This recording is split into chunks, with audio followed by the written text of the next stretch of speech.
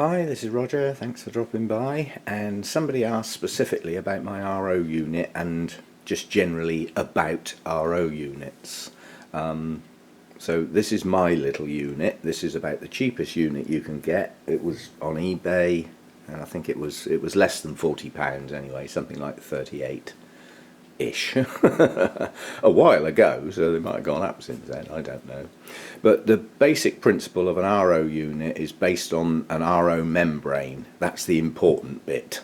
But the way they work is, this has got you can put what you like on this end, but that's got a standard snap-on tap connector, so you just push it on the tap. It has to have the appropriate bit to fit to.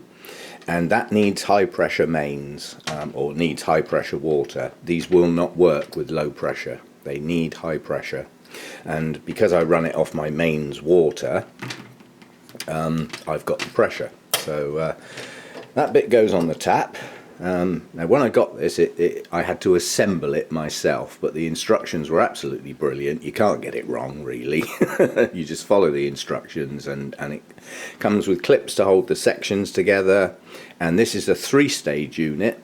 You can get 4-stage and 5-stage units. It depends what you want to come out of this end, the good stuff.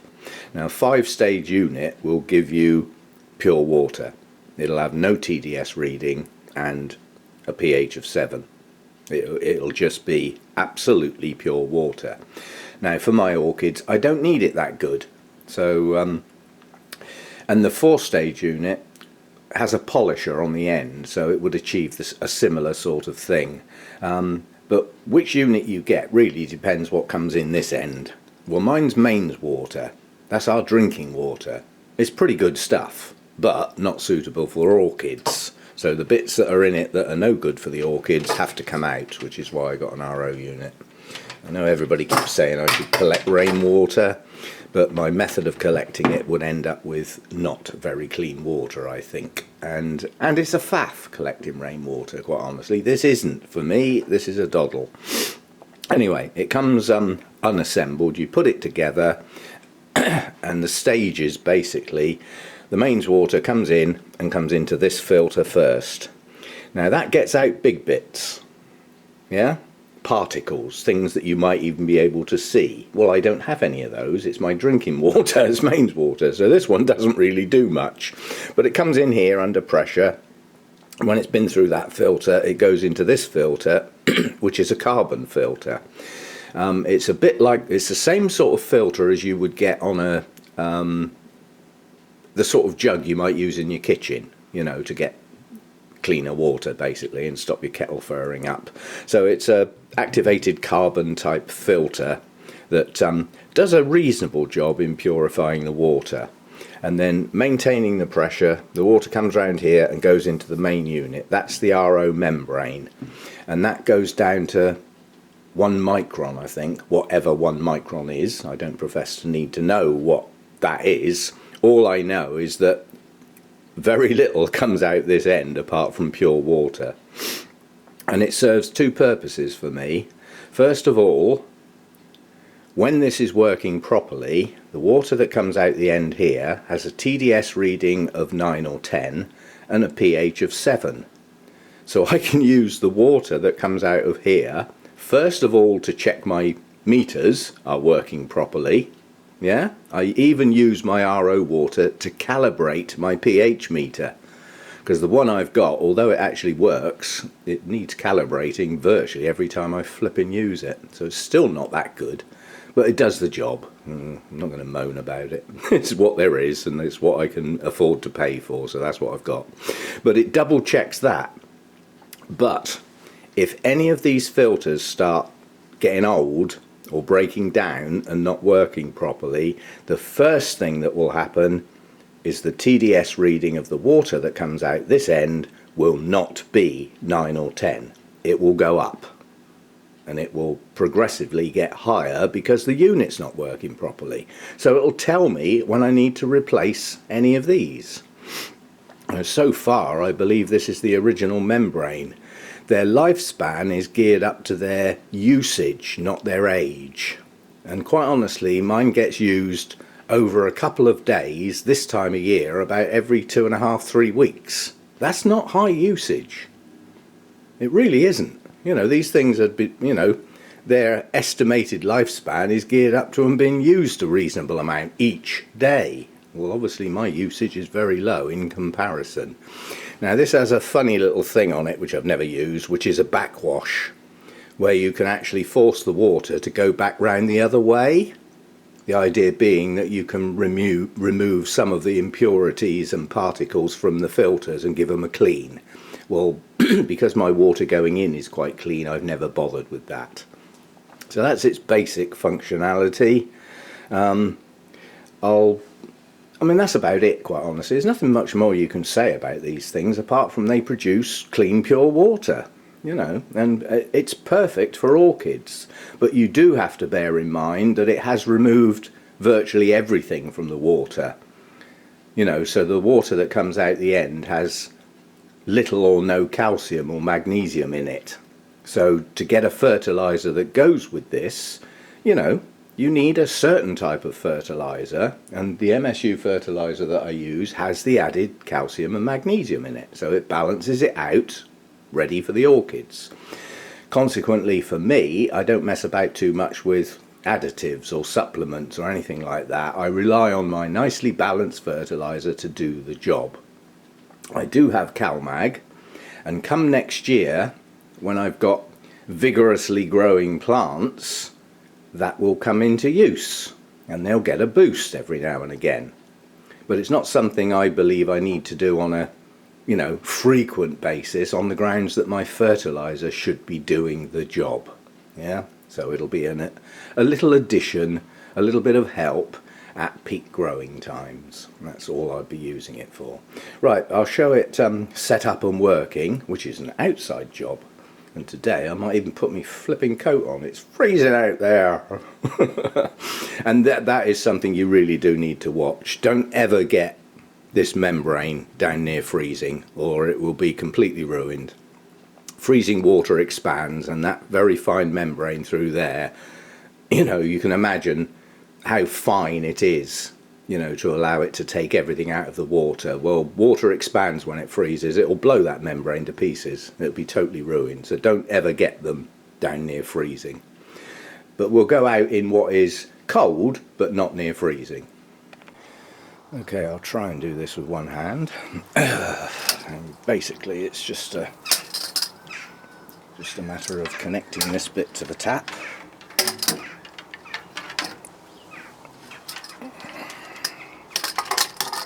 As I said, these are just push-on connectors, like that. Yep. And then it's got a waste pipe that comes out. That's for the spent water, the water you don't want to use. And then that just sits over the top there. So just turn it on. It should burst into life.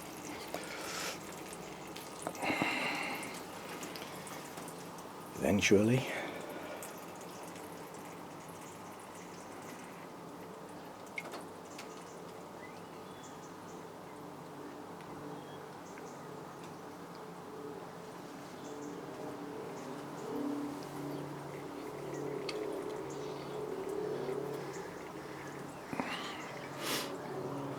Okay, right, the first thing to know about RO units is there is waste water. Yeah? And it's about, with this unit, it's about 3 to 1. So for every 4 litres that go into the unit, 3 are waste and 1 is good stuff. I hate wasting water, but at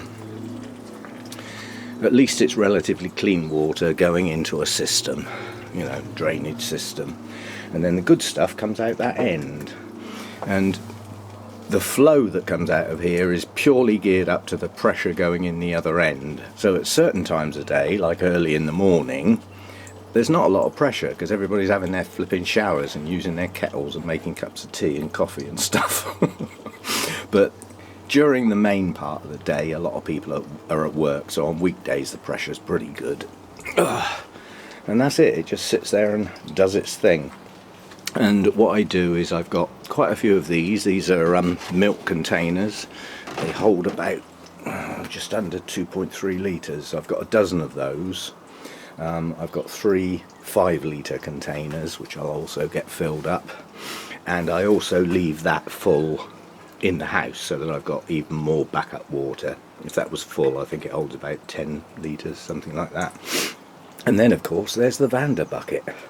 Now that takes over half a day to actually replace the water in that.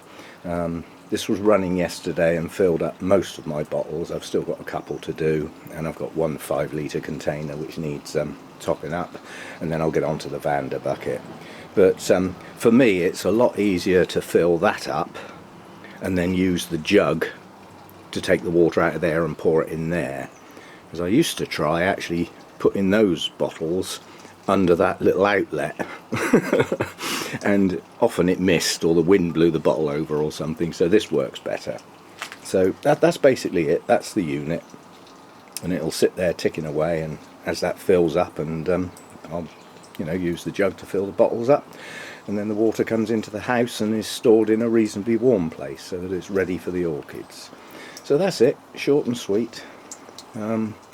Very useful little unit.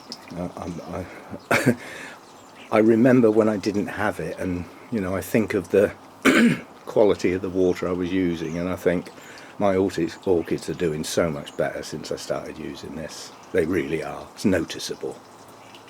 And also you've got nice pure water for flushing. If you flush with your, well, in this country, in the mains tap water, if you use that to flush, you're actually putting stuff in there instead of flushing stuff out. So it works pretty good.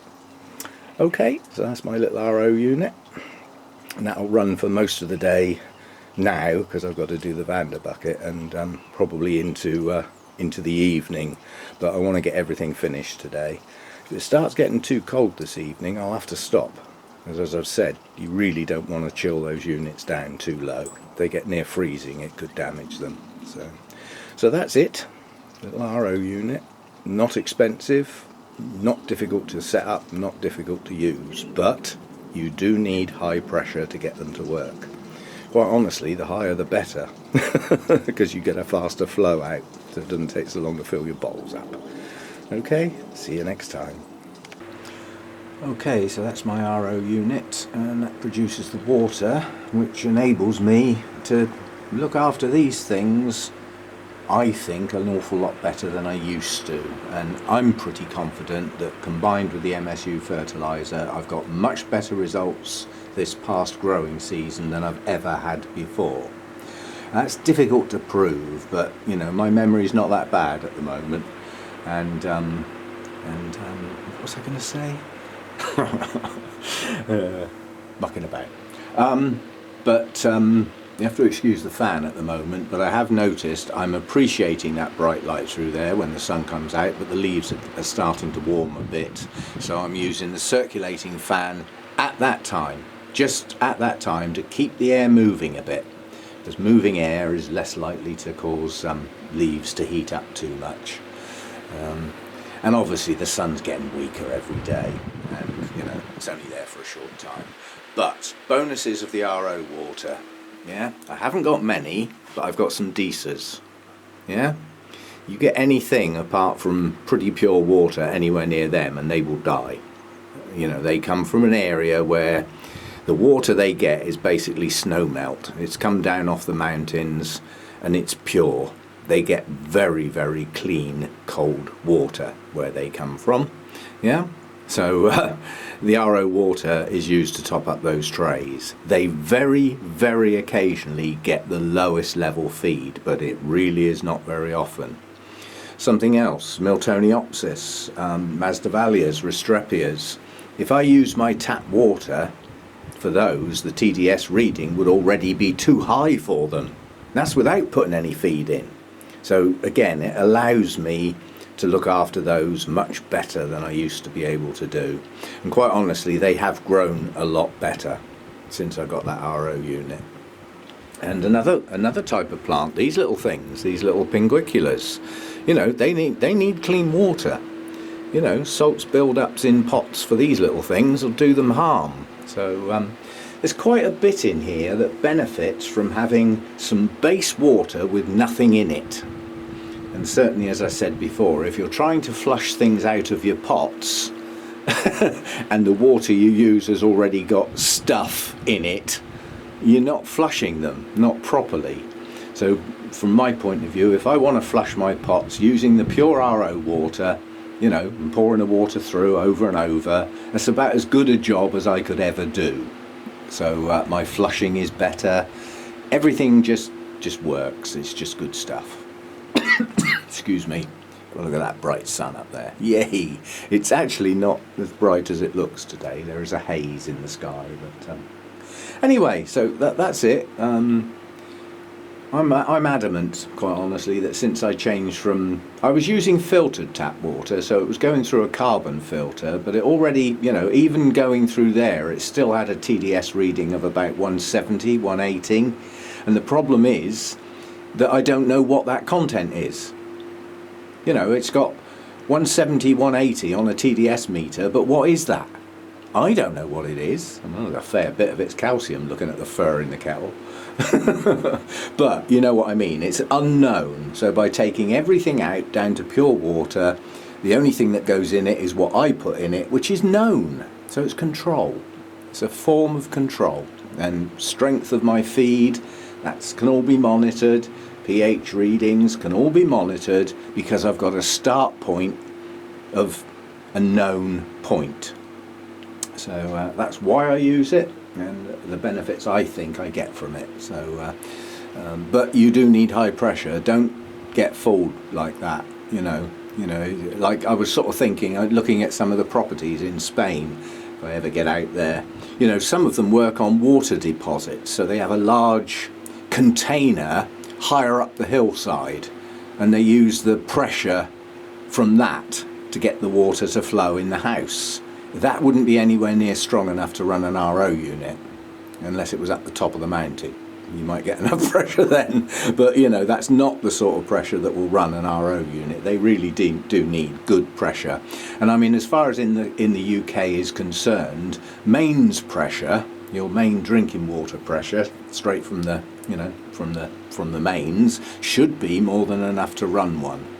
However, sort of, I think the way our houses work over here, you know, we have a large tank in a lot of houses that holds water which we can heat up, and that supplies our hot water. Well, that tends to work on a gravity pressure. You know, the tank's usually up in the roof or high up in the house, and just ordinary drop pressure effectively allows the water to come out the taps reasonably well. I doubt if that's enough to run an RO unit. It does need that mains pressure. So if you're thinking of getting one and you're not sure, it might pay to find out what sort of pressure you've got first before you spend your money and all that sort of thing. Okay, see you next time.